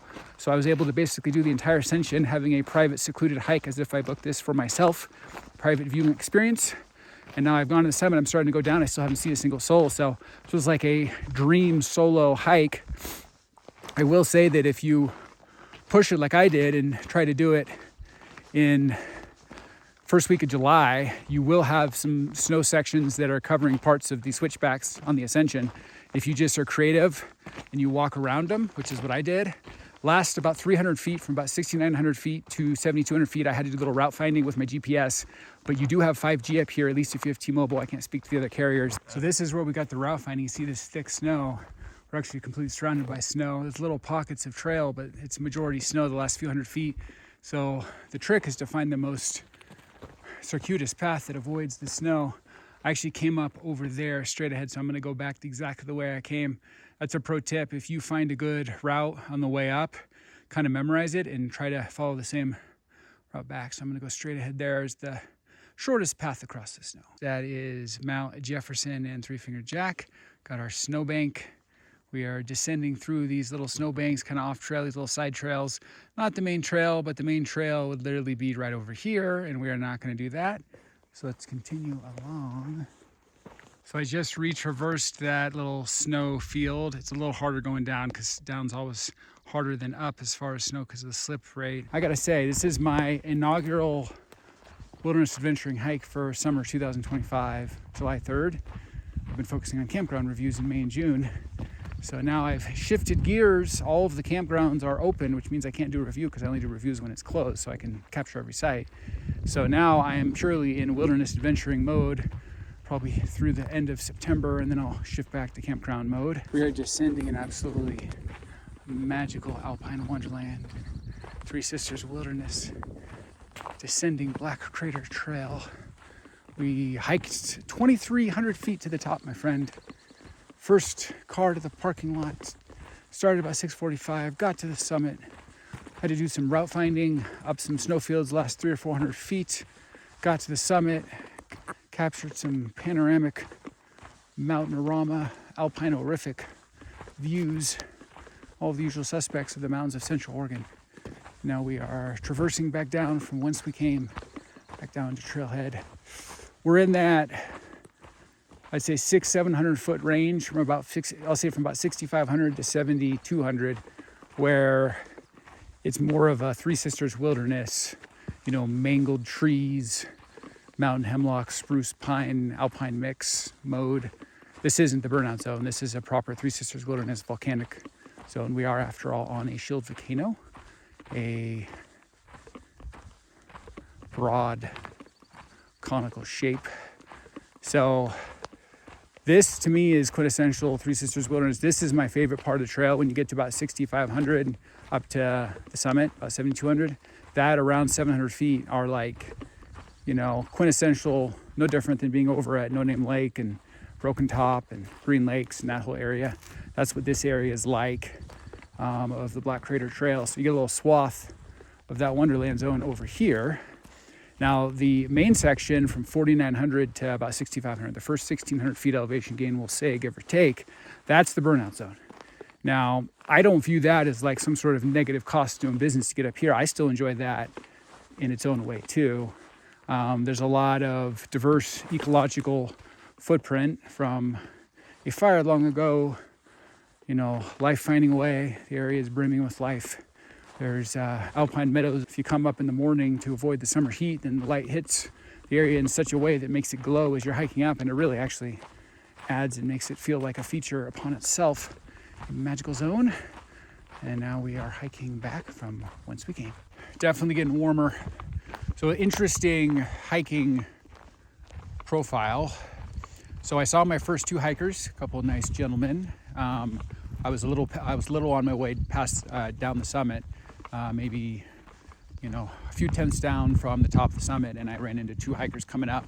They were in the final stretch to get up to the summit. So first two people, I've seen two people on this trail so far, and that's pretty common. Typically, I time this so that I'm the first one to the trailhead, or second or third. It's not about being first, but one of the first people to the trailhead. In this case, I was the first one, and then I was able to do the entire ascension to the summit. Being the only person on the trail, I was able to have the summit entirely to myself for, I don't know, however long I was up there, 20, 30 minutes. And now I'm on my way down. If pattern holds, I'll typically see several parties on the way back down that started a few hours after I did. And I can definitely feel on the back of my neck right now that the Fahrenheit is ticking up. So I'm glad I'm not starting the hike right now, because that would be a much hotter profile.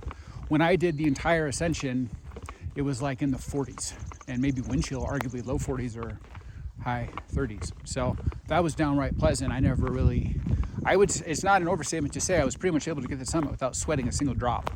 And that's nice when you're doing Black Crater in July. So that's in the W column, my friend. But I'm starting to get a little sweaty now on the way down because it's getting warmer and sun is. The fireball's taking its prominent position in the sky. Got a series of these little snow things. I'm gonna walk around here. I'm not gonna walk across the snow, I'm gonna walk around the snow. Just made it through the last snow bank, and we are descending Three Sisters Wilderness on this gorgeous black crater trail. Definitely past that morning sunrise glow.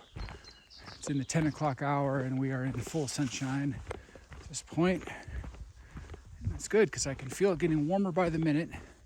The Fahrenheit is ticking out. But now I'm going downhill instead of uphill, so there's a lot less exertion. I kind of already made it through all of the snow areas that I had to meander around. So there's one last snow bank I'll just walk around, but I don't have to step on snow again the rest of the hike. So now it's just a high quality forest hike the rest of the way. Oh, I love this. This is beautiful, my friend.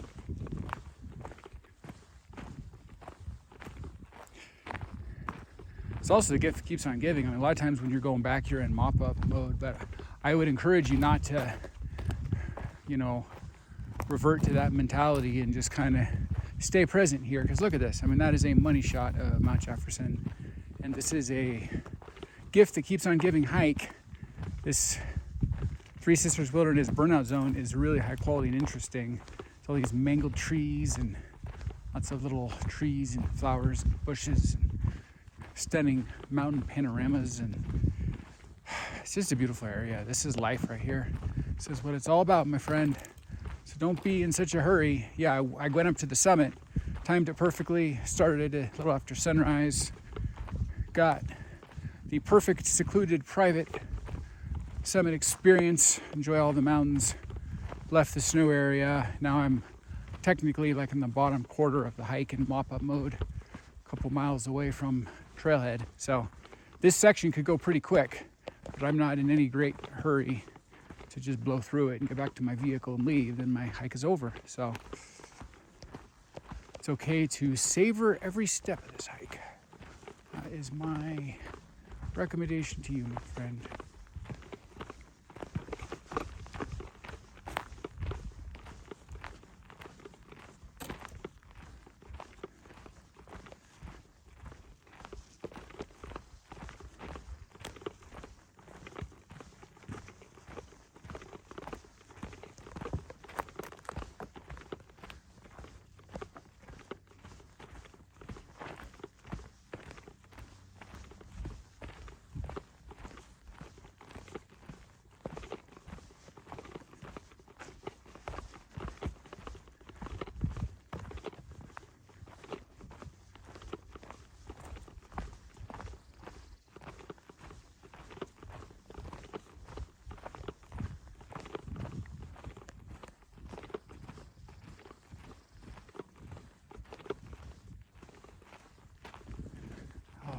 This is beautiful.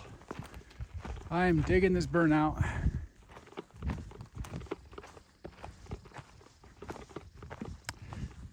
I'm a big believer in finishing a hike in style. I don't like limping back to the trailhead. So I did bring a sugar-free Powerade with me, and I drank the whole thing really up at the summit. Stared at North Sister Mountain as I drank my sugar-free orange Powerade. I got another Powerade in the vehicle, my Jeep Wagoneer, waiting for me. So I've been eating Quest peanut butter candies. They're keto. They're kind of like a knockoff on Reese's Pieces, essentially. They're good though, and they're a little 10 grams of protein per sack, 1 gram of sugar. Not bad. So need a little bit. I probably do under 20 carbs a day. Well, probably more like 10 carbs a day, but I do a handful of carbs a day. Do the keto lifestyle, but you need a couple carbs, and when you're doing a several hour, 5-hour hike, give yourself a couple carbs, probably not a bad idea. Just for that energy burn.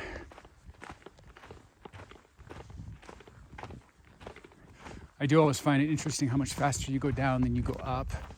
Also, it's just interesting to see it in the full light. Because when we came up here, it was kind of that sunrise, post-sunrise glow. It had that shadow thing going on, which I appreciate. I think it's got its own beauty when the sun It's just lighting up the area, but because that horizontal angle of the sun, it definitely gives the area a different vibe. You come up here on the way back, and it's a totally different light. So I kind of like this. That's one of the things I like about these hikes, is you get to really see them two ways. If you start at sunrise and you get the sunrise profile, then you hike back in the afternoon profile or the mid-morning profile. Totally different feel, vibe of the area. So I am digging this. Get it coming and going. Definitely in that autopilot mode. It's funny how when you're descending, your legs can kind of get to jello and just kind of turn off some of your thought processes. I will say though, ironically, that's the most dangerous time when you're hiking. You're most likely to get an injury when you basically relinquish your situational awareness. When you're not staying frosty, you start thinking about what you're going to do later in the day. You start jumping ahead to your next task, and you lose your ever presence. That's when you're with tired legs. If you just went up 2,300 feet, now you're going back down. Legs get a little rubbery jello. That's when you're most likely to stumble on a tree root and turn an ankle or something. So ironically, it's actually the time you should pay the most attention, but there is a sweet spot. I really enjoy seeing this area in full light, like past the morning sunrise glow. Gives me a different appreciation for it. I do think it's particularly gorgeous coming up during sunrise. Most areas really get amped up during sunrise because of the shards of light across the horizon, creating a little bit of a laser light show, lighting things up, and it felt special.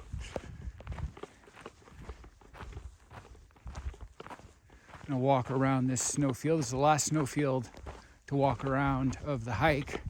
The trail is basically straight ahead, so it is obstructing the trail, but we can just walk around the perimeter of the snow and catch the trail over there.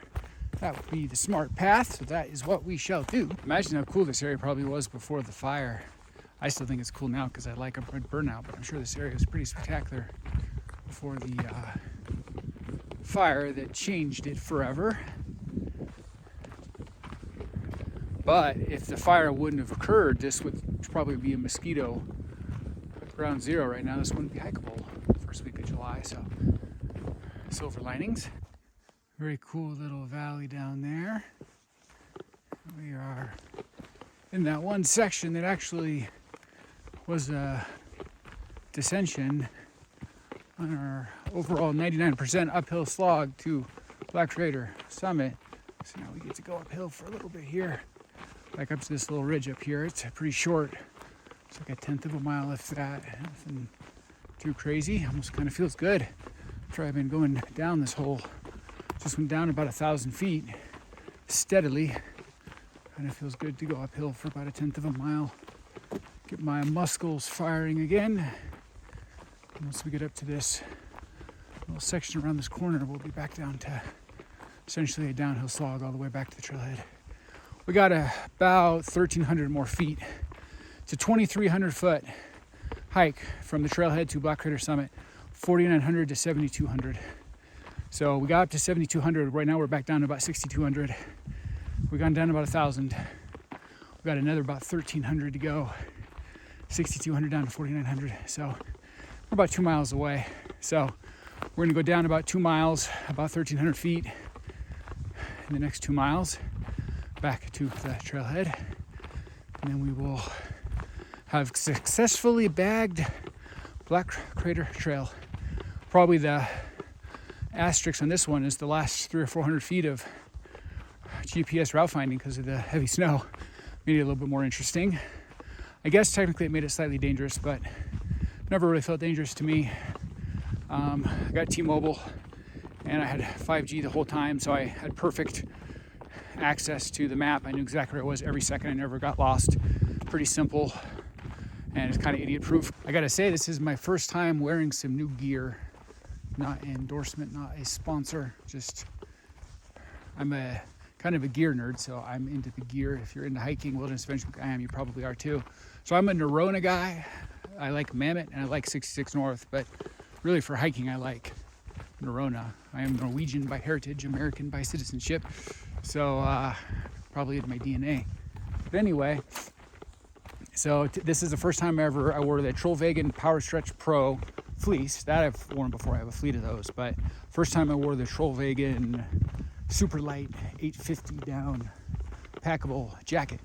Super light, perfect for these conditions because it was a low 44, high of 66. When I started, it was about 44, maybe high 30s wind chill. So I left my jacket on the Ascension. I didn't drip a single drop of sweat because it was that perfect kind of Goldilocks temperature zone. And I had intended potentially on my way down to take off my jacket, but I actually don't even feel the need to. I feel so comfortable. And this jacket has big pockets, and I have some snacks and an empty Powerade, my brick for my charger, my keys. I have like a bunch of stuff in the pockets, and I'm like, well, it's got big pockets, it's got all the stuff I want, and I don't feel hot, even though it technically is down. It's super lightweight. That's literally why it is what it is. So it's like, I don't even see a reason to take it off. It's like it's more trouble than it's worth to try to figure out what to do with all the stuff in the pockets than it is just to leave it on. I'm, 2 miles from the trailhead. I'm not sweating still. I'm comfortable.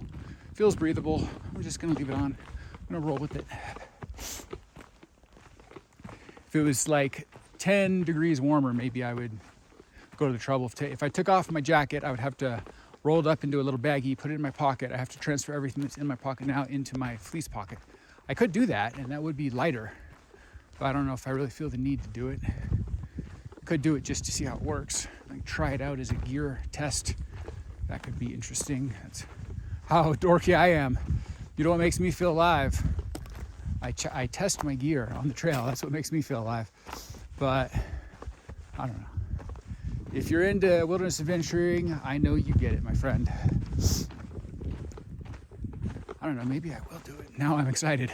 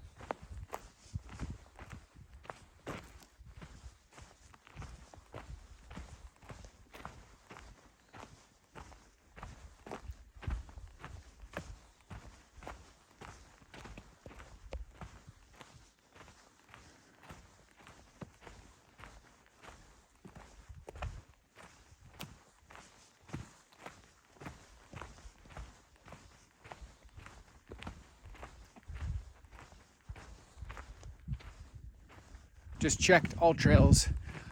I will say one of the cool parts about Black Crater Trail is it is a 5G zone, at least for T-Mobile. I can't speak to the other carriers, but I am T-Mobile and I've got pretty much 5G the entire hike. I never really lost cell phone reception, so that's nice. You can check AllTrails, you can check the internets, the interwebs. So periodically when I stop for a second, I check AllTrails just to see where I'm at. I'm at about 1.4 miles and about 1,000 feet of elevation drop left. I'm at about 5,900 and I need to get to 4,900, and I'm at about 1.4, maybe about 1.3 now because I was on the verge. Look at that. Look at Mount Washington. That is beautiful. That is beautiful. And Belknap, that is beautiful too. Directly to our northwest, close enough to reach out and give our friends a high five. That's what it feels like. So we're about 1.3 miles down, probably about 900 feet down at this point. And So we're kind of in mop-up mode. In a few minutes going down, we will be back to our trailhead, back to our vehicle. I'm going to drink another sugar-free Powerade. I'm looking forward to that. For the first time all hike, I'm starting to get slightly thirsty, and it's nice to be in mop-up mode on the way back down and almost done.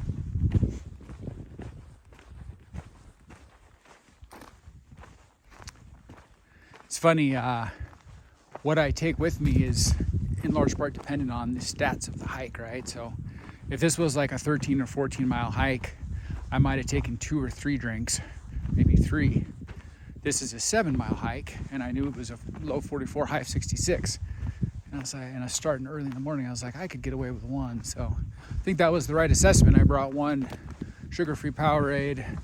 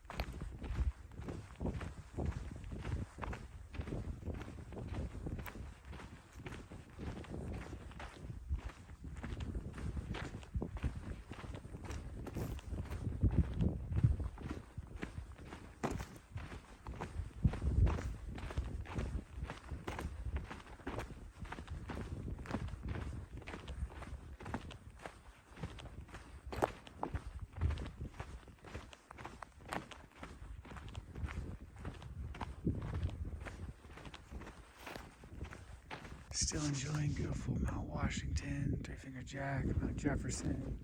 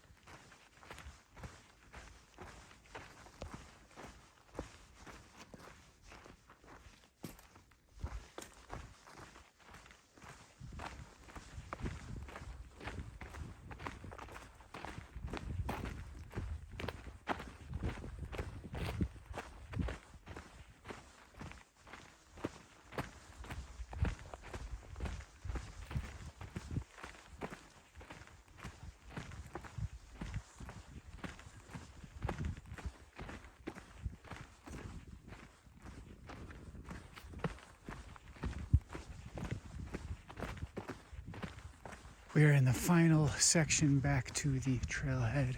Still getting majestic views of Mount Washington and Burnout Crater. I do think Black Crater Trail has the unfortunate alignment of happening to be in an area that has an embarrassment of riches.